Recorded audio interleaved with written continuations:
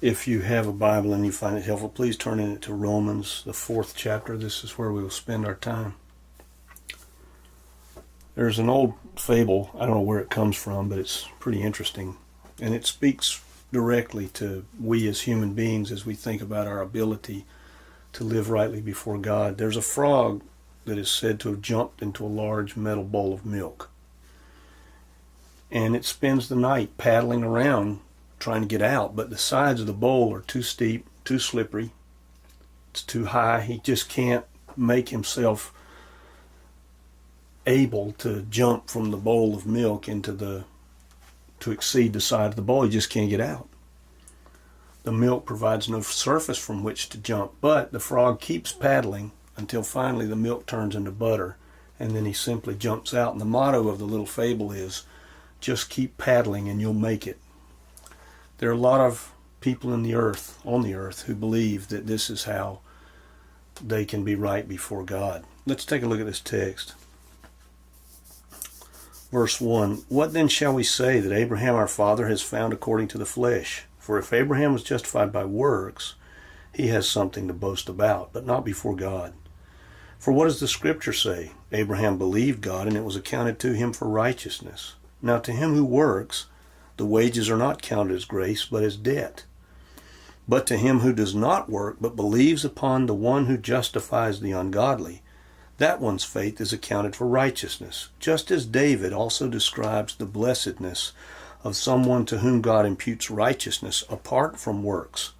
As he says, Blessed are those whose lawless deeds are forgiven, and whose sins are covered. Blessed is someone to whom the Lord shall not impute sin. Does this blessedness then come upon the circumcised only, or upon the uncircumcised also? For we say that faith was accounted to Abraham for righteousness. But how then was it accounted? While he was circumcised or uncircumcised? Not while circumcised, but while uncircumcised. And he received the sign of circumcision, a seal of the righteousness of the faith which he had while still uncircumcised, that he might be the father of all those who believe, though they are uncircumcised, that righteousness might be imputed to them also, and the father of the circumcision to those who are not only of the circumcision, but also who walk in the steps of the faith which our father Abraham had while he himself was still uncircumcised. Paul is making an extremely critical contrast here, and it is the contrast between grace and works. Now, there's a lot of extra biblical teaching that Paul is drawing upon here, and he's obviously thinking of it as he relates this particular description. The Mishnah taught that Abraham was perfect before God, prior to the law. The Mishnah is after Paul in being written, but its traditions go back long before Paul to the 500s BC. The book of Jubilee, which was written in 100 BC, also says that Abraham was perfect in his deeds. The prayer of Manasseh, which is an apocryphal work, Abraham needed no repentance. So there's a tradition here that Paul speaks to. The Gentiles would have had no awareness of it unless they were highly educated in Jewish law. But the Jew would have understood this very clearly. And this is all running in the background of Paul's thinking as a rabbi and a Pharisee. He's saying, look, if the traditions are true, the way in which we've seen them, then God owed Abraham salvation.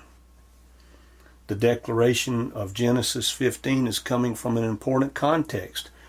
Abraham has with him the 318 men, defeated the 4 kings. He's rescued Lot, as you remember, and he has a post-victory letdown, sort of like Elijah in 1 Kings 18 and 19. Paul is going to anthropomorphize faith here. And let's just take a moment and look at that text in Genesis 15:6, just to get a perspective. If you wish to turn there with me, you can. You don't have to. In that particular text, it says, And Abraham believed the Lord, and God accounted it to him as righteousness. That declaration is extremely critical to understanding this entire text as Paul relates it. He is going to anthropomorphize faith because the Jewish mind has no concept of faith in the New Testament sense.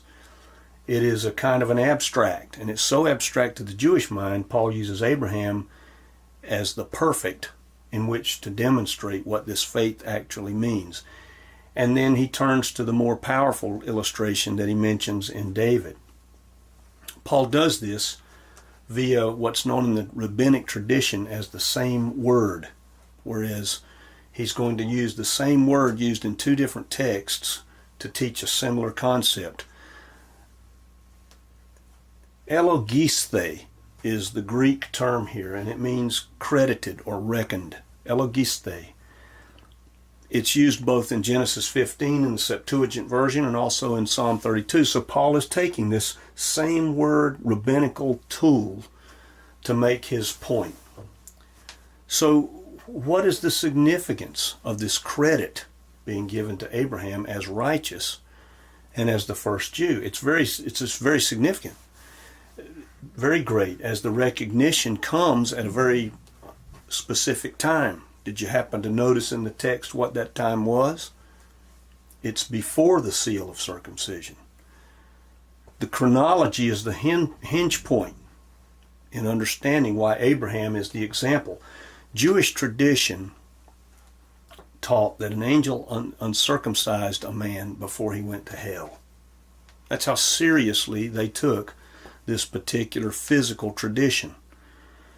A convert to Judaism, if they were going to become more than just a God-fearer or a proselyte, they had to be baptized, they had to have a sacrifice made for them, and they had to be circumcised if they were a man.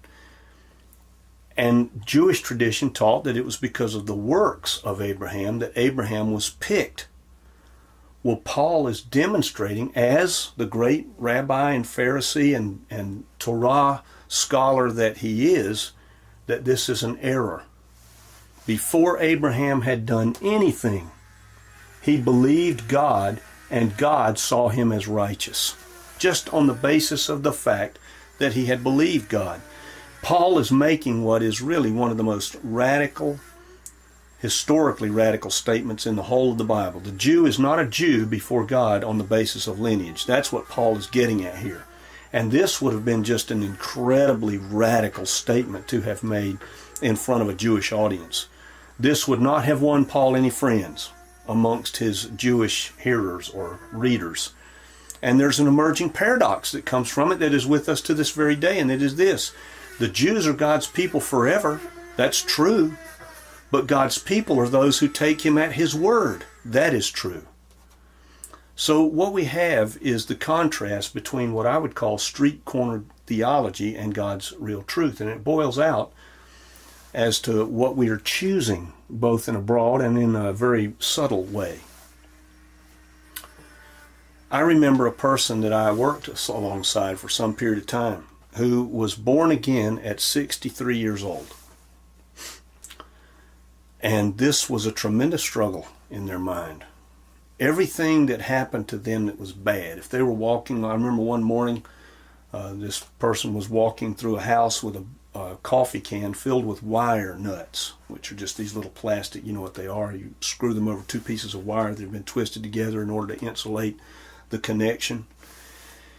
They're small, they're plastic, they're hard, and if you spill them on a hard floor, they just go everywhere. Well, he tripped, upset the can of wire nuts, and spilled them all throughout this kitchen and into a living room. They just went everywhere. We had to clean them up with a broom. There was no way to pick them all up. They were just all over the place. And of course, immediately he said, God is giving me a test. Everything for him that happened that was unfortunate was a test. Now, I'm not saying that sometimes it's not, because I believe it is. God allows things into our lives to strengthen us, temper us, test us, cause us to grow. But not everything is a test. But that's how he saw it.